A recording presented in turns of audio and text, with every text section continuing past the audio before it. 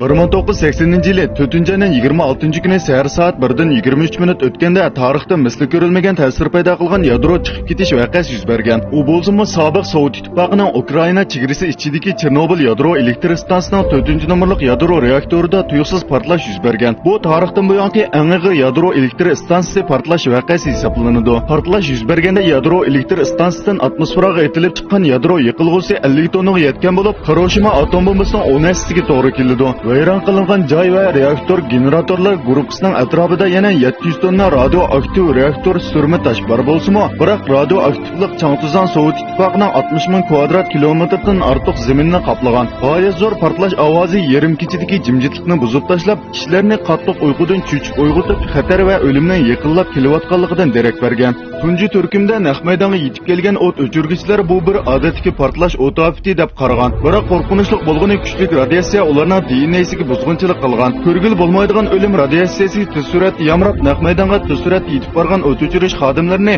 hatto rak kasaliga giribtor bo'lish fursatiga erishtirmayla ularda to'xtatimli kuchli radiatsiya jiddiy xarakterli radiatsiya kasalini paydo qilib, badandagi moylarni sirtqa olib chiqib, badanni asta-asta o'zgarishga boshlab, terisi va a'zolari bir necha kun ichida tez suratda chirib ketib, necha 10 nafar o't o'chirish xodimining hayotini oqirlashtirgan. Bu voqeada Chernobil 4-nomerlik reaktorning portlashidan paydo bo'lgan yiqilg'u radiatsiyasi eng yuqori bo'lganda soatiga 15 ming rent tegan. Aeroplan guruhining atrofidagi asosiy radiatsiyasi soatiga 1200 rent tegan. Yo'lning har soatiga 10 dan 60 rent tegan bo'lib, tez suratda shahar ichi havosini qoplagan. Normal radiatsiya qiymati taxminan 0.10 dan 5 dan 0.10 dan 1 rent tegan. Lekin bu voqeadagi radiatsiya normal holatning 15 ming hissasiga teng. Hatto Chernobildan 60 kilometr yiroqlikdagi rayonning radiatsiya miqdori mo soatiga 60 milli rent teganga yetgan. Odatdagi ahvolda odam badani har yili faqat 2 rent tegan radiatsiyasini qabul qila oladi. Odam badani 400 rent tegan radiatsiyasini qabul qilganda ajalli xavfga uchraydi. Chatoq bo'lgani bu voqeada yuz bergandan keyin shu joydagi hukumatning uchuni qamal qilish harakati sababli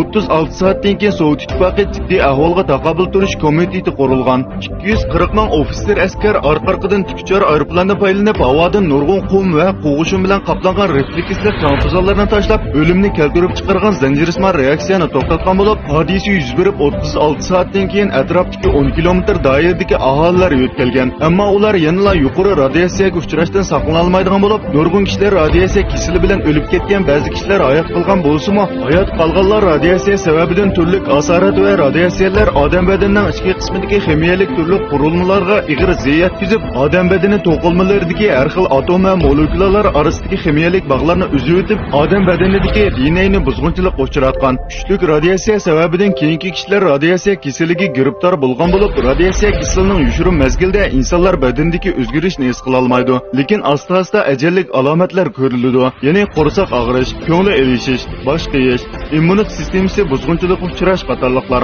Hatto bir necha soat ichida kutilmadan yo'qolinish yoki kutilmadan a'zolari zaiflashib o'lib ketish ko'riladi. Bu xil alomatga nisbatan aytganda davolash orqali ularning hayotini qutqizib qolg'ili bo'lmaydi. Faqat o'lish jarayonini aslatqili bo'ladi.